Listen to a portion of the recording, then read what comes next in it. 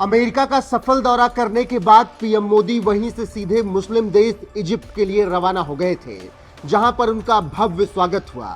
मुस्लिम देश ने भी पीएम मोदी को गले लगाकर आभार जताया, जिसके बाद इजिप्ट में पीएम मोदी ने कई कार्यक्रमों में हिस्सा लिया। उन्होंने मस्जिद का दौरा किया, बोहरा समुदाय के मुस्लिमों से मुलाकात की, वहां के धर्मगुरुओं से मिलकर चर्चा की, जिसके बाद पीएम मोदी को इजिप्ट ने अपने सर्वोच्च राजकीय सम्मान से सम्मानित किया।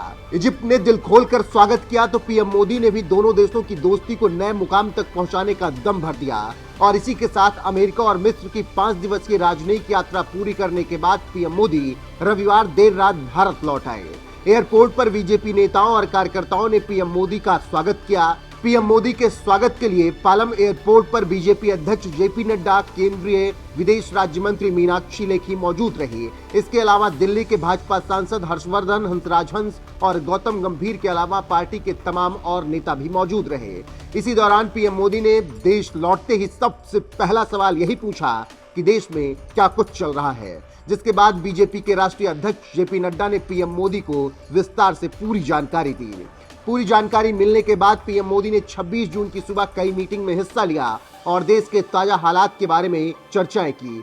सबसे पहले मणिपुर को लेकर पीएम मोदी ने समीक्षा की और बड़े आदेश जारी किए। इसके बाद देश के गृह मंत्री अमित शाह के साथ उन्होंने बातचीत की और अमेरिका, मुस्लिम देश इजिप्ट के दौरे को लेकर विचार विमर्श किया। खबरों के मुताबिक दोनों देशों के दौरे पर जो अहम बातें हुई उसको लेकर पीएम मोदी ने गृह मंत्री अमित शाह से बातचीत की।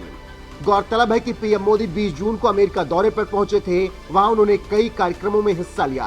राष्ट्रपति जो बाइडेन के साथ द्विपक्षीय बैठक की, डिनर पार्टी में शामिल हुए। इस दौरान भारत और अमेरिका ने आपसी वाणिज्य, technology transfer, semiconductor deal, 5G और 6G दूरसंचार क्षेत्र में विकास को बढ़ावा देने के लिए कई समझौतों पर हस्ताक्षर किए। इसके बाद जब पीएम मोदी इजिप्ट पहुंचे तो वहां पर भी कई मुद्दों पर बातचीत हुए और समझौते हुए। फिलहाल देखना होगा कि आगे भारत इजिप्ट के बीच किस तरीके से रिश्ते रहते हैं। अभी तो पीएम मोदी भी उम्मीद कर रहे हैं कि दोनों देश पुराने रिश्ते को ही और ज्यादा मजबूत करेंगे, क्योंकि भारत और मिस्र का द्विपक्षीय, क्षेत्रीय और वैश्विक मुद्दों पर लंबा इतिहास रहा है। भारत और मिस्र के संबंध हमेशा से ही सौहार्दपूर्ण रहे हैं। मिस्र उन कुछ देशों में से एक है जिसने कोरोना संकट के दौर में भारत को मेडिकल ऑक्सीजन की सप्लाई मुहैया करवाई थी। 15 अगस्त 1947 में भारत को आजादी मिलने के 3 दिन बाद ही दोनों देशों ने औपचारिक राजनयिक संबंध स्थापित कर लिए थे। तब से ही दोनों देशों के बीच रिश्ते लगातार अच्छे रहे हैं। इसी बीच पीएम मोदी भी पहली बार मिस्र की यात्रा पर पहुंचे तो उन्होंने भी इस रिश्ते को आगे बढ़ाने के लिए कसम खाई है और प्रतिबद्ध हैं।